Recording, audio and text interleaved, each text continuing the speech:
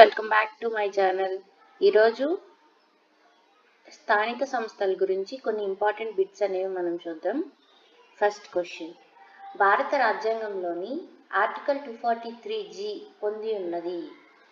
భారత రాజ్యాంగంలోని article 243G పొంది ఉన్నది.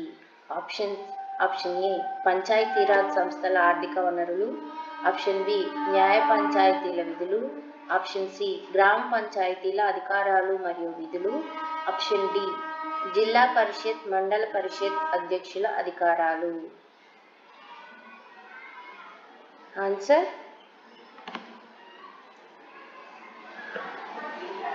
ఆర్టికల్ 243G వచ్చేసి మనకి గ్రామ పంచాయతీ అధికారాలు మరియు విధుల గురించి తెలియదు.